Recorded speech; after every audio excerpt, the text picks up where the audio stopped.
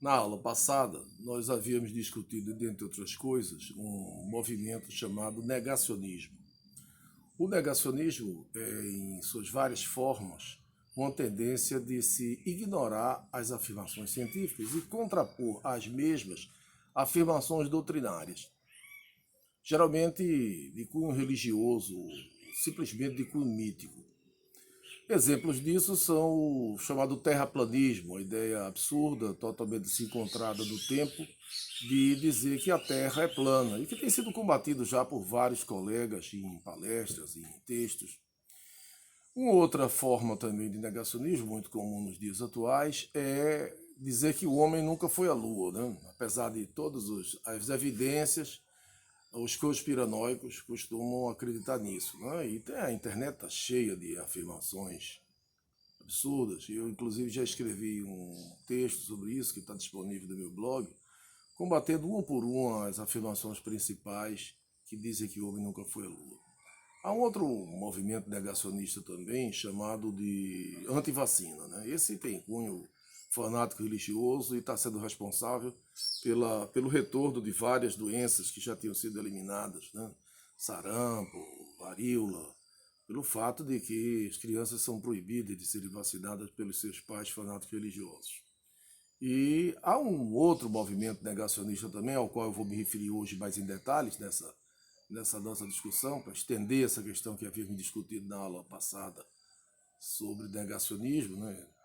Que é o movimento chamado criacionista, ou o criacionismo. O criacionismo é uma doutrina de fundo religioso, de cunho religioso, e que se contrapõe à teoria científica da evolução. Os ditos criacionistas gostam de se referir ao criacionismo como se ele fosse uma alternativa em pé de igualdade à teoria da evolução, o que não é.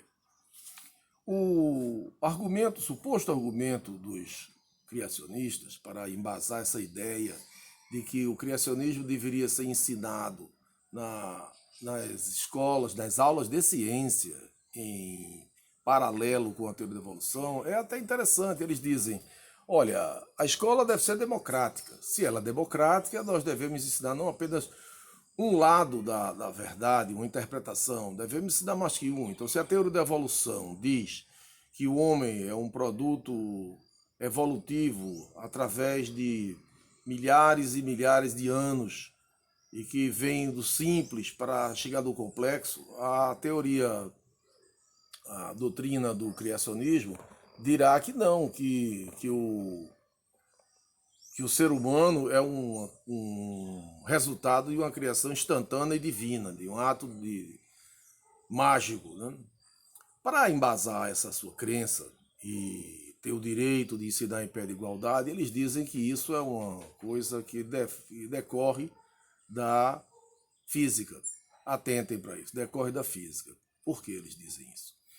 Porque, segundo os criacionistas, a entropia, que é um conceito da termodinâmica, um potente conceito da física, ela diria que a entropia só aumenta, só tende a aumentar, jamais a diminuir. Quer dizer que a desordem só tende a aumentar, a ordem nunca tenderia a aumentar, é a desordem que tende a aumentar. E eles apresentam isso supostamente como sendo uma decorrência ou a própria segunda lei da termodinâmica.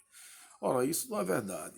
E é isso que eu quero discutir com vocês, para que, enquanto professores de ciências, enquanto professores de física, se possam colocar como adversários dessa concepção esdrúxula que tenta apresentar o criacionismo como sendo uma teoria científica. E a questão se baseia no seguinte: dá uma ideia do que é entropia. Quando você tem, por exemplo, a segunda lei de Newton, vocês sabem que a aceleração é causada por um agente. Aqui tem muito mosquito, essa área aberta. Aqui a força é o agente causador da aceleração. Mas existe um outro agente físico, que é a massa, que impõe uma certa dificuldade ao aparecimento dessa mudança de velocidade, dessa aceleração. Assim também, quando uma força causa um deslocamento sobre um corpo e realiza um trabalho, nós podemos dizer que, sendo realizado um trabalho, que houve a colocação de energia, a energia foi posta em jogo. Mas não é apenas o conceito de energia tão importante na ciência que é necessário para se interpretar esses tipos de usos da energia. Também se deve levar em consideração a questão da disponibilidade ou indisponibilidade da energia. Eu vou fazer um paralelo para o que quero explicar disso aí, que eu vi originalmente no livro do George Gamow, aquele mesmo físico russo que trabalhou na teoria do Big Bang, escreveu vários livros de divulgação científica, como 1, 2, 3 Infinito, como Biografia da Física, Biografia da Terra.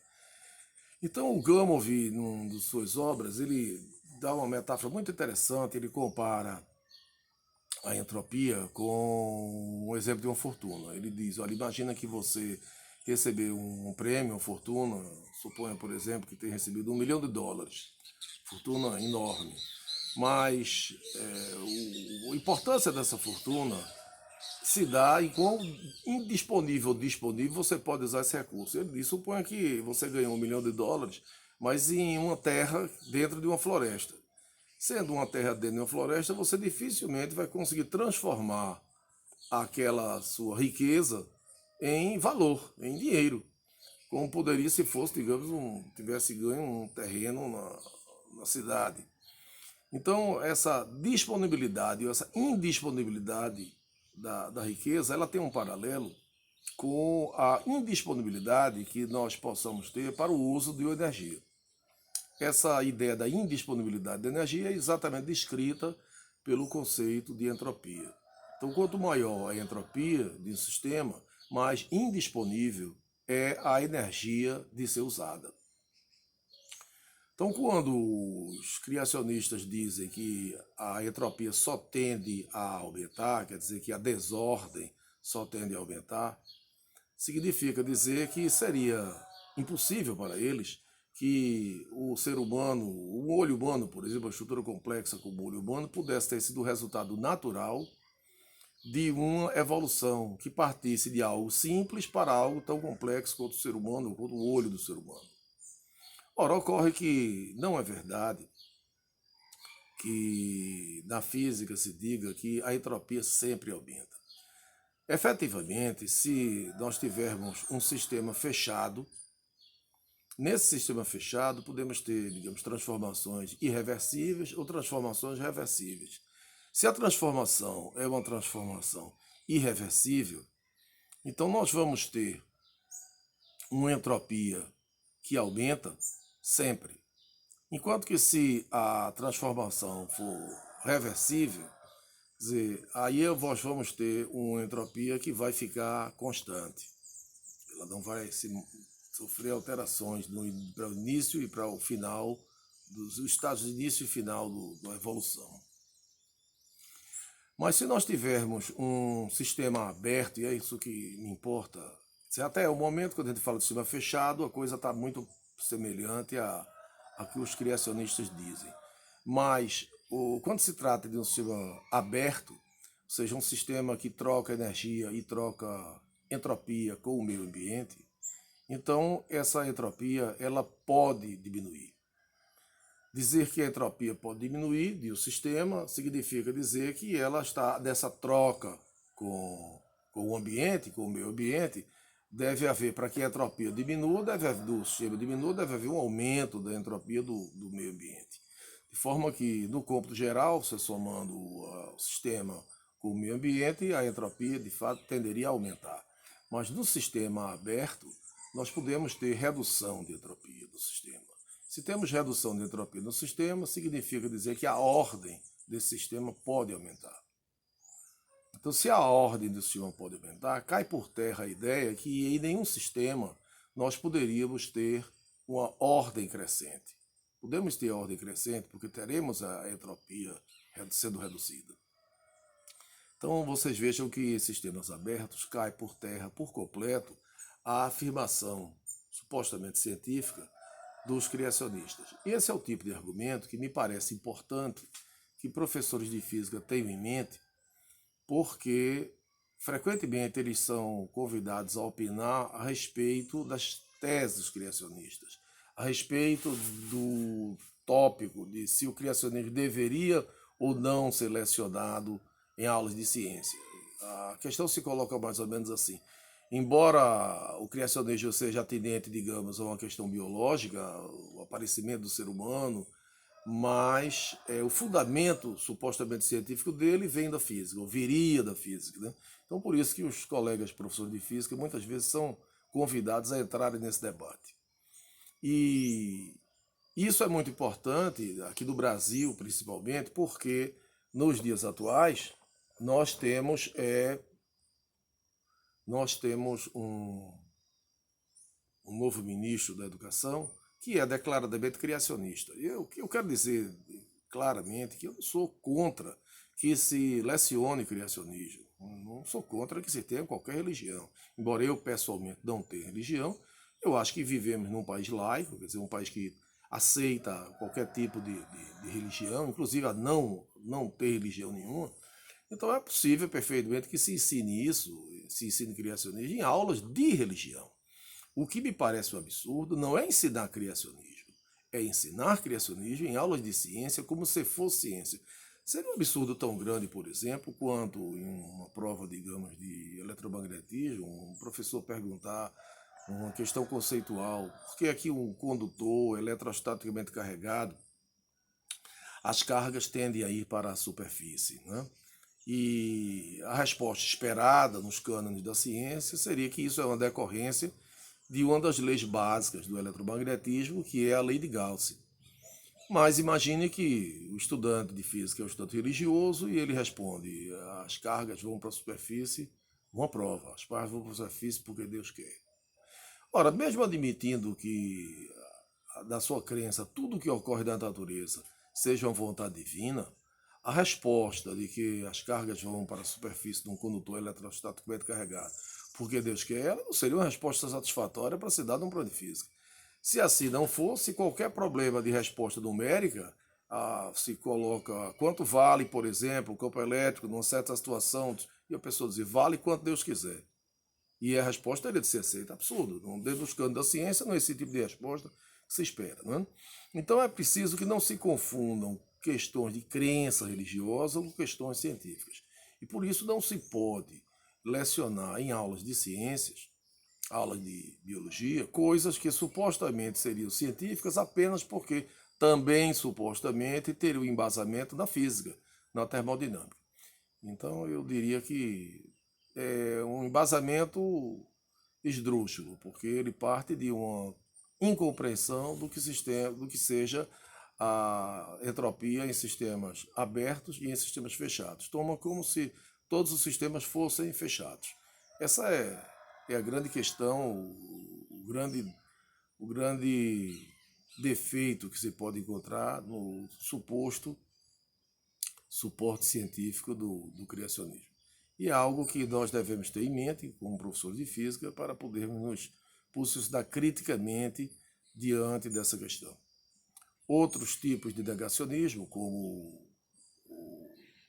a ideia de que a Terra é plana, ou que não se deve tomar vacinas porque faz mal à saúde, ou que o homem não foi à Lua, ou que não existe mudanças climáticas, o outro também, hoje em dia, muito debatido, né? Esses também têm a sua grande importância a serem combatidos em aula de ciência, né?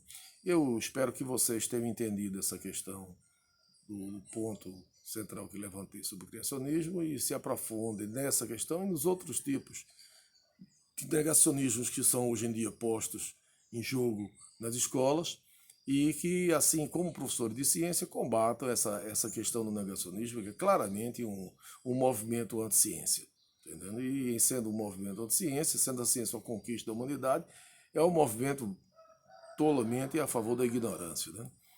É preciso se combater todas as formas de se tomar autoritariamente decisões políticas que deveriam ser respaldadas na ciência simplesmente como vontade de uma pessoa que detém um poder. Né? Por exemplo, de um indivíduo que, num caso médico, como o que está acontecendo agora, em vez de se aceitar os conselhos e as diretrizes da medicina, simplesmente a vontade de um político é imposta e um determinado medicamento A ou B é imposto pela sua vontade própria. Isso é uma coisa completamente absurda em termos de desenvolvimento cultural da humanidade, né?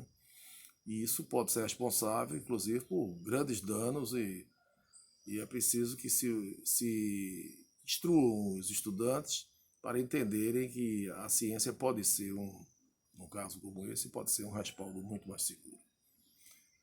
É isso que nós tínhamos de discutir basicamente sobre negacionismo e criacionismo e nas próximas aulas já vamos entrar em discussão de fundamentos sociológicos do ensino e da aprendizagem da física.